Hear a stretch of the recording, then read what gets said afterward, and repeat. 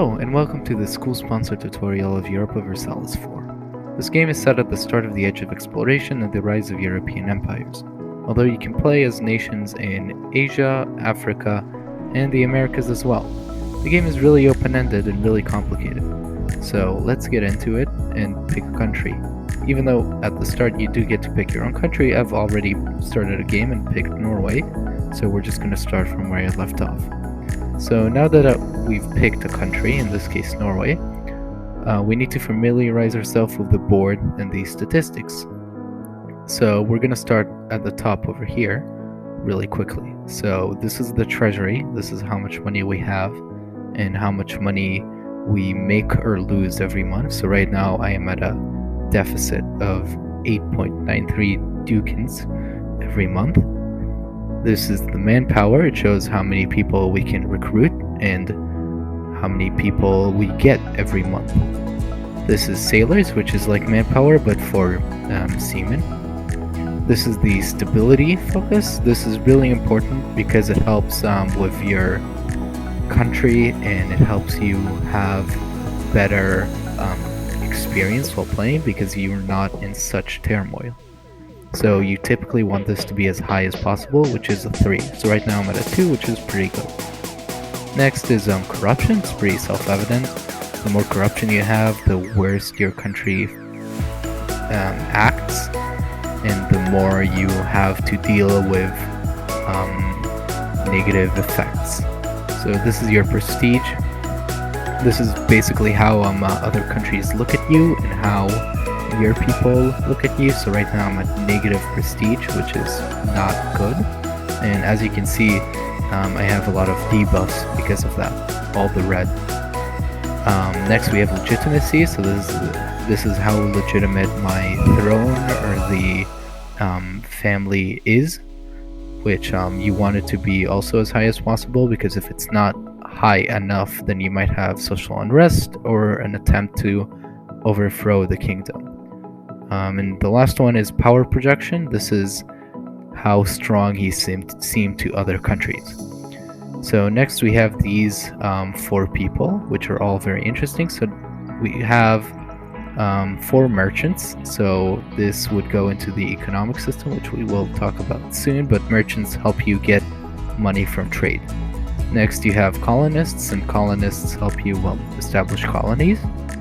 You have diplomats, and diplomats help you establish relations with other countries, as well as establishing spy rings if you want them. And then you have missionaries, which would help you convert parts of your country or colony which do not believe in whatever faith it is you choose to believe in. So the game is very simple in its premise. You have 2 objectives. The first one is to just survive, and the second one is to thrive. And the dangers you will face will either be internal and natural, or ones that would be forced upon you by the many countries which would surround you. Religious conflicts are also a thing because of the Age of Reformation. So for example, we look at Norway. Norway is a Protestant country, but if we look at Sweden, it is Catholic. So that might also cause issues when, let's say, the Pope might call a holy war on me because I am Protestant.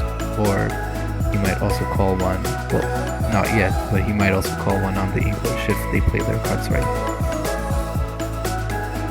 So you need to make choices over which side you choose, whether you want to stay with the Catholic Church or you want to make your own Protestant church, which is what I did.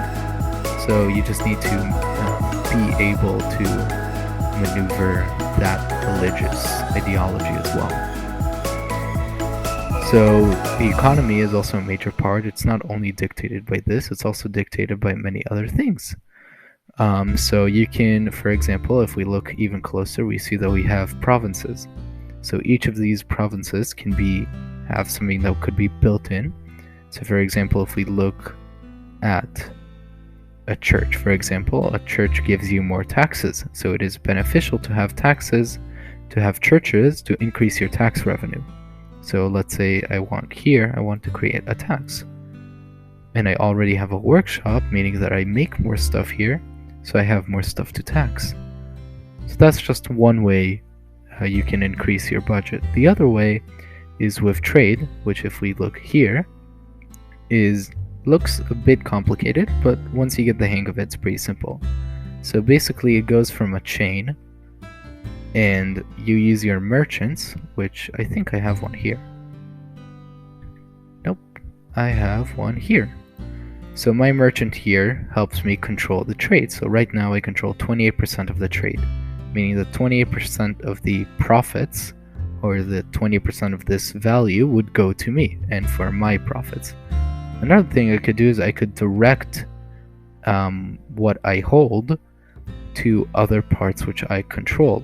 So for example, I pushed this into the English channel, so I made the English channel more valuable.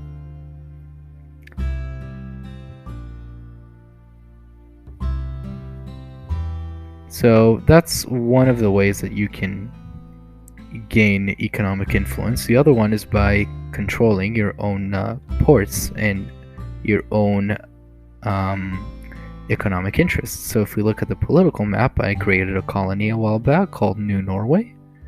And New Norway is, for the moment, one of the gateways into the Americas.